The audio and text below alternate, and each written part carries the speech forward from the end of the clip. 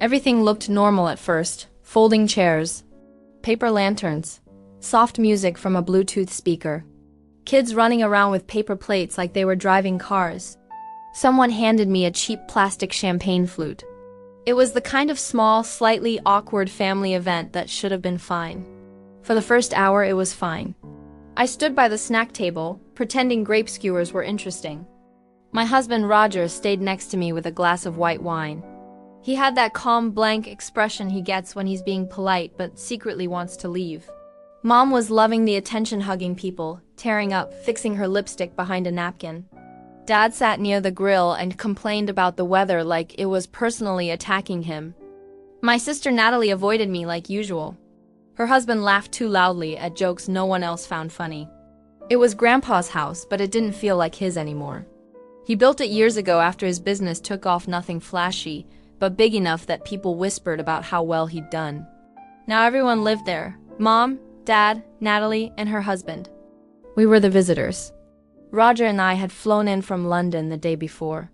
I'd been asking for years to come see Grandpa, but the answers were always vague. Not a good time. He's not feeling well. Maybe next year. Then this spring, Mom finally said, "If you really want to see him, come for his birthday." I thought that meant something. I thought maybe she was finally letting me back in. When they wheeled Grandpa outside, the whole party clapped like he was some celebrity. His hair was neatly brushed. He wore a sweater vest I almost recognized. He looked too good. His face was smooth. His eyes didn't really land on anyone. Like he was listening to something far away. I lifted my hand and waved. He didn't wave back. Mom leaned close and whispered, "He doesn't talk much anymore. It's hard for him." Then she raised her glass and started a toast, her voice shaky in a way that somehow made it about her. 90 years of wisdom, love, and generosity, she said. He built our family. He gave us this life. People sniffled. Someone behind me whispered, "Beautiful." Roger didn't clap. He was staring at Grandpa like he was studying him. I nudged him. "What's wrong?" He didn't answer. He just kept looking. Then he leaned in close and whispered, "Get your bag. We're leaving." Act like nothing's wrong. I actually laughed because it sounded ridiculous. "You're kidding." His face didn't change. "Smile. Walk inside. Pack now." My stomach tightened. "Roger, what are you talking about?" "We just got here." He turned his head slowly and looked at me. His voice stayed steady, almost emotionless. "Something is very, very wrong." It wasn't the words that scared me. It was how certain he sounded, like he was stating a fact. I followed him into the house. Upstairs, I fumbled with my overnight bag zipper because my hands were shaking. My heart was pounding so hard it felt loud. All I could think was, if he's wrong, this will be so embarrassing. If he's right.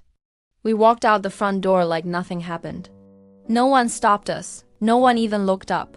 At the car, Roger opened the passenger door for me like we were in some spy movie. We got in. He locked the doors the second I sat down. Then he gripped the steering wheel and said, "That's not your grandfather." I stared at him. "What?" "That man in the wheelchair," he said. "That's not him." My mouth went dry. "Are you serious?" "I'm serious," Roger said, still calm. "It's not your grandfather." I didn't know what to do with that. My brain tried to turn it into a joke. "You think someone put on a mask? Like a cartoon villain?" "Not a mask," he said. "His ears are different." I blinked. "His ears?" Roger finally looked at me, annoyed like I was missing something obvious. "You don't get it." I remember faces, details. I can sketch someone I saw once years ago. "I don't forget features." He nodded toward the house. "That's not your grandfather." My stomach dropped like I'd missed a step on the stairs. I wanted to laugh, but not in a funny way, more like the kind of laugh you make when your brain is about to crack. Roger kept staring at the yard. "Your uncle," he said. "Didn't you tell me he looked a lot like your grandpa when he was younger?" I had said that. I had. But my uncle hadn't been at the party, not that I'd seen. Not that anyone mentioned. Then a cold thought hit me. I whispered, "Oh my God, he had glasses and a beard, makeup," Roger said. "Not heavy, but enough." He shook his head once, like he was trying to stay calm. "And I'm telling you, the ears, wrong shape. Not even close." I looked back at the house, at the smiling people, the balloons, the music, the clapping. Everything still looked normal. And that was the scariest part. I pressed my forehead against the window and breathed out. The glass clouded up. My heart was beating so hard it felt like it might crack my ribs. I didn't want to believe Roger. I wanted to rewind to 5 minutes ago when this was just a strange party and I was only the unwanted guest. The disappointment daughter. The outsider from out of town. That version of the night felt safer. Then where is he? I asked. Roger didn't answer. Where is he? I said again, and the words moved through me like a fever finally breaking. Where is Grandpa? All at once, everything shifted. The stiff speeches, the crying, the half-empty room. The way nobody let me get close to him. The way he never spoke. The way they shut me down every time I tried to ask anything. I haven't talked to him in 3 years, I said out loud. Roger looked at me. What? 3 years, I repeated. The last time was on Zoom. He looked exhausted. Then Mom said he was too sick to talk. Every time I called after that, it was, he's resting or he had a rough night. I thought I was being dramatic. But now I am starting to think I've been talking to nobody this whole time. Roger's voice stayed calm, but his face didn't. Okay, I think you need to call someone. I stared at him. You mean the police? He nodded once. If we're wrong, we'll know. If we're not, we'll know. I didn't move, I barely breathed. I could still see my mama's face when I left the house earlier, her tight little smile that never reached her eyes, and the tiny shake of her head like I'd barged into my own life uninvited. I'm going to ruin everything, I whispered. Victoria, Roger said softly, you're not the one who ruined it. My phone felt like it weighed 1,000 pounds. My thumb hovered over the screen, then I called. The police arrived faster than I expected, 2 officers in plain clothes. Quiet and steady. They spoke to us beside the car. I told them what I could, which wasn't much, and tried to make it sound reasonable, which was harder. I know this sounds crazy, I said, but I think someone is pretending to be my grandfather. I don't know where he is, and something feels wrong. They asked calm questions, the kind that feel like traps even when they aren't. Then they nodded and walked toward the house like they were dropping off a package. I stayed in the car and watched. The party didn't stop right away. No screaming, no running. Somehow that was worse. Everything just dimmed, like someone turned the brightness of the world down a notch. People kept holding their drinks. Some kept smiling. But their eyes moved too fast now, and their shoulders were stiff. The officers began pulling people aside. One spoke to my mom. From where I sat, she looked like someone had told her the wine was spoiled. Then she snapped into defense, hands moving, head shaking, mouth going a mile a minute. But she didn't touch anyone. Not even Dad. Dad stood off to the side, staring at the hedge like it might explain everything. Then the officers rolled up to the man in the wheelchair. He didn't speak. Not at first. I saw one of the officers ask something, maybe for ID. Mom went inside and came back with papers. It didn't fix anything. The officers crouched down again. They kept that professional stillness, calm, blank, careful. One of them stood and walked away. The other stayed. After a while, the man in the wheelchair lifted his head and said a few words. Then he nodded, and still, it wasn't over. One officer returned to our car. Can you stay nearby? We'll contact you soon. Is it him? My voice shook. Is it my grandfather? We're still confirming details, he said. Then, after a beat, we'll be in touch. He didn't say yes. He didn't say no. He walked away, and I sat there while each second piled on top of the next, heavy and sharp. Where is he? Where is he? That night, my phone rang again. My mom's voice hit me like a slap, furious, crying, screaming. I couldn't even tell which one it was. How could you? She yelled. You called the police on us, on your own family. You think you're better than us because you moved away. I tried to speak. Nothing came out. You don't understand, she went on. You weren't here? You didn't see what it was like? We did what we had to do, for him. For all of us. My throat tightened. What did you do? I asked, my voice cracking. Where is he? You don't get to ask that, she snapped. Not now. Not after what you've done. Where is Grandpa? I said again, silence, then a click. The next morning, when the police knocked on our hotel room door, I thought I might throw up. Not because I was afraid of them. But because part of me was still clinging to hope. That Roger had misread it, that we were wrong, that this was all a horrible misunderstanding. But they didn't come to arrest us. They came to tell me my grandfather was dead. They didn't say it in the cruel, simple way. They used careful words, professional words. One officer spoke while the other watched me like I might run. "There's been a voluntary statement made," he said. "The family reports that Mr. Ellis passed away in March 2022. They say it was natural causes. The burial was private." I sat down because my legs stopped working. 3 years. 3 years. "We're treating this as an open investigation until the coroner can confirm the circumstances," he added. The words hit me like rain on a locked car. I heard them, but they didn't get inside. 3 years, and I'd been sending birthday cards. I'd been asking for Zoom calls. And every time I thought he was just resting. Maybe I'd said something wrong. Maybe Grandpa was upset that I moved away. Maybe he thought I'd abandoned him. On my worst nights, I replayed old conversations and searched for a mistake. Like there had to be one clear moment where I ruined everything. Or maybe it wasn't that dramatic. Maybe he was just tired. Maybe he was confused. Maybe he was too sick to talk. Old age does that, people said. Illness does that, Mom said. Resting, she said. Rough night, she said. Next week, she said. But the truth was simpler and much worse. He wasn't resting. He was gone. He had been gone. And they didn't tell me. They didn't tell anyone. When the officers stood in our hotel room and explained it, my brain couldn't hold the words properly. They floated in the air like smoke. March 2022, natural causes, private burial, open investigation, 3 years. I barely remember what I said after that.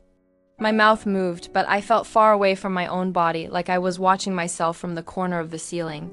I think I asked, "Did he suffer?" The officer's face stayed careful. "We don't know yet." I think I asked, "Was the man at the party my uncle?" They nodded, and I wanted to scream. I wanted to throw a lamp. I wanted to slam my head against the wall until the world stopped feeling so sharp. I wanted to crawl into a hole and never come back out. Instead, I said, "Thank you. Thank you." Like a good girl. Like a polite idiot. Like someone who didn't know how to be anything else when her heart was on fire. After the police left, I sat on the edge of the bed and stared at my hands. I kept expecting my phone to light up with a message from Grandpa, like it was still possible. Like this was still just a misunderstanding that would sort itself out if I waited long enough. But there was no message. There was only the heavy silence of a truth that had been hidden on purpose. A few days later, the story started leaking online. At first, it wasn't news, it was gossip. It was whispers, a thread here, a screenshot there. Someone on Reddit saying something like, "My cousin lives near them and says the grandpa is dead." A local gossip blog asking if anyone knew what happened at the birthday party. People commenting with laughing emojis like it was just a weird family drama they could snack on for entertainment. Then the video appeared. Grainy, shaky phone footage. Someone had recorded the toast. You could see my mother standing there with a glass in her hand, wiping tears from her face. You could hear the forced joy in the room, like laughter with a crack in it. You could see the man in the wheelchair, my grandfather, sitting there while everyone sang and smiled and acted like it was real. Except it wasn't real. Not even close. The caption on the reposts said things like, "This man died 3 years ago and his family threw him a 90th Bay party anyway." Or, "The grandpa is an actor." Or, "Family of the year." The internet did what it always does. First it laughed, then it guessed, then it judged. Then it ripped everyone apart like it was a sport. I tried to avoid it. I really did. But curiosity is a nasty thing when you're already drowning. I opened the comments once. Only once. The first 20 were enough to make my stomach flip.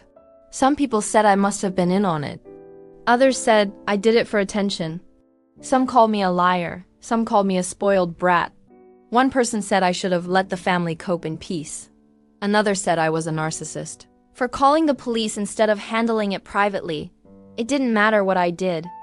To strangers online, I was always the villain in someone's story. So I stopped reading. I blocked words. I deleted apps. I tried to go back to normal life, but nothing felt normal anymore.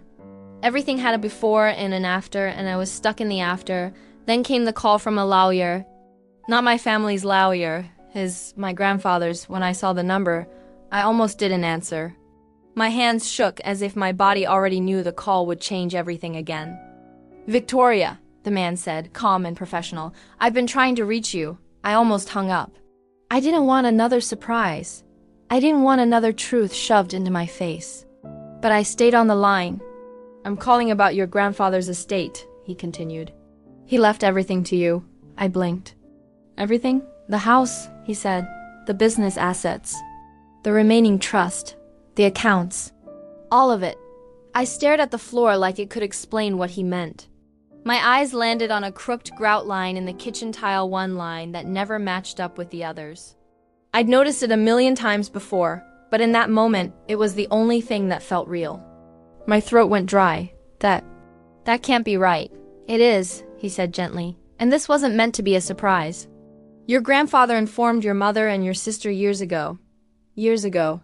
That word hit me harder than the money part. And suddenly, the puzzle pieces slid into place so smoothly it made me sick. The lies, the secrecy, the way they kept me away. The fake phone excuses, the fake parties, the man in the wheelchair. They hadn't just been hiding his death. They'd been hiding it from me. Because if he was dead, the estate was mine. And if I didn't know he was dead, they could keep living in his house, keep using his money, keep spending from accounts that weren't theirs, keep pretending I didn't exist. They didn't forget to tell me. They chose not to. I called my mom right away. I didn't even know what I wanted. Answers, I guess. An apology. A confession. Something that would make it make sense. She picked up on the second ring. "How dare you?" she snapped before I could even speak. Her voice wasn't grief. It wasn't shame. It was rage. "You called the police on your own family," she hissed. "You humiliated us. You have no idea what you've done." I tried to get a word in. "Mom," she talked over me like I wasn't there. "You weren't here. You don't know what it was like. You left. You gave up on this family and now you swoop in and act like some hero." "Where is he?" I cut in, my voice shaking. "What happened to him? What did you do with his body?" Silence, a thick, heavy silence that made my skin go cold. Then she said, flat and sharp, "You don't get to ask that." "What?" My breath came out rough. "I asked every year. I called. I sent cards." "You lied." "We were protecting him," she said, and her tone changed like she was reading from a script. "Protecting you." He didn't want a big deal made of his death. He wanted peace. And I laughed. I actually laughed, but it didn't sound like humor. It came out cracked and bitter, like something breaking under pressure. "You didn't protect him," I said. "You looted him." That's when she hung up. Weeks passed.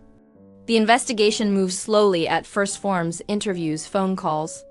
Then it sped up, like a storm finally gathering the strength to hit. There were statements. There were official questions. There were subpoenas and paper trails and uncomfortable meetings. My family's neat little lie started collapsing the second it met real rules. Eventually, the coroner confirmed the part they'd claimed. My grandfather really had died of natural causes. In his sleep. My dad always said I was a mirror image of my mom. Same eyes, same smile, same fiery spirit. Growing up, our house was filled with pictures of her.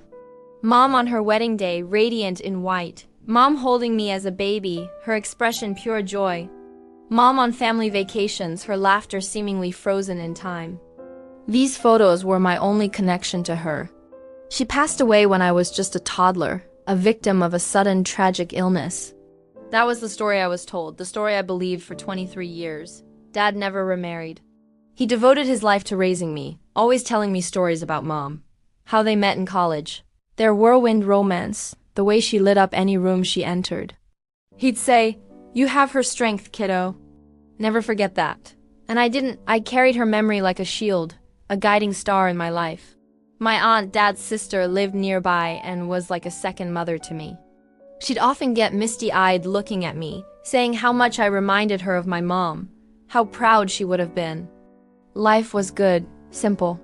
I graduated from college, got a decent job in the city, and was planning my future. One weekend, while visiting Dad, I decided to do some spring cleaning in the attic. It was a dusty, forgotten space, filled with old furniture and boxes of memories. Tucked away in a dark corner, under a pile of old blankets, I found a locked wooden chest I'd never seen before. It was beautiful, with intricate carvings on the lid. Curiosity got the better of me. I managed to pry it open with an old screwdriver. Inside, beneath a layer of yellowed newspapers, was a collection of letters tied with a faded ribbon. The handwriting was elegant, looping. I recognized it immediately from the notes on the back of Mom's old photos. My heart pounded as I untied the ribbon and unfolded the first letter. The date at the top was from 2 years after she had supposedly died. I sat there on the dusty floor of the attic, my world tilting on its axis. I read letter after letter, a story unfolding that was a universe away from the one I knew. These weren't just letters. They were pleas. My mom hadn't died. She had left. The letters were addressed to my dad, begging him to let her see me. She wrote about her struggles with severe postpartum depression, a darkness that had consumed her after I was born. She felt she was a danger to me, to herself, and had made the agonizing decision to leave, to get help, thinking it was the only way to protect me. She wrote about her recovery, the therapy, the medication, the slow and painful journey back to herself. And then the letters turned desperate. She was better, she was stable, she just wanted to be a part of my life. She wrote about sending birthday cards and Christmas presents that were never given to me. She described standing across the street from my elementary school, just to catch a glimpse of me. Each word was a dagger to my heart. My dad, my hero, had built our entire life on a foundation of lies. He hadn't just hidden the truth. He had erased my mother from my life. I confronted him that evening, the letters trembling in my hand. The look on his face wasn't anger or surprise. It was defeat. He confessed everything. He said he did it to protect me, that he was afraid she would leave again, afraid of the instability. He thought a clean break, a simple story of a tragic death, was kinder than a complicated, painful truth about mental illness. He said he loved me, and that's why he did it. But his love had felt like a cage. He had stolen my mother from me. The next few weeks were a blur of anger and grief. I felt betrayed by my dad, by my aunt who knew the truth all along. How could they watch me mourn a woman who was still alive? I moved out, needing space to process the 23 years of lies. I packed my bags, but before I left, I went back to the attic. I found a box with all the returned letters, all the unopened gifts. Among them was a recent letter with a return address. My hands shook as I drove to the address, a small house in a quiet town a few hours away. I sat in my car for what felt like an eternity, staring at the front door. What would I say? What would she say? Taking a deep breath, I walked up the path and knocked. The door opened, and there she was. Older lines of sadness and time etched around her eyes, but it was her. The woman from the photographs, the woman from my dreams. We just stood there, staring at each other, tears streaming down both our faces. There were no immediate words, just a raw, overwhelming wave of emotion. It was a reunion 23 years in the making. That day was the beginning of a new, complicated chapter. We started slowly with coffee and conversations. She told me her side of the story, the crushing weight of her depression, the shame and guilt that led her to leave. She never stopped loving me, never stopped trying to come back. Hearing her voice, seeing her expressions, it was like finding a missing piece of my own soul. It wasn't easy. There was so much lost time, so much pain to work through. My relationship with my dad is still strained. Forgiveness is a long road, and I'm not sure we'll ever get back to where we were. He has to live with his choices, and I have to live with the consequences. But in finding my mother, I found a new sense of freedom. The truth, as painful as it was, liberated me from a life built on a lie. I learned that family isn't always simple, and love can be messy and complicated. I learned about the devastating impact of mental health stigma and the importance of open, honest communication. My mother's story is one of incredible strength and resilience. And in getting to know her, I finally understand the strength my dad always said I had. It wasn't just inherited. It was forged in her struggle, in her survival. My life is different now. It's fuller, more real. I have two parents, two very different and flawed human beings who love me in their own ways. I'm building a new relationship with my mom, one day at a time. We can't get back the lost years, but we can cherish the ones we have now. This journey of uncovering the truth has been the hardest of my life, but it also led me back to her. It led me back to myself. Thank you for listening to my story. If you found this moving, please consider subscribing for more stories about life's unexpected turns.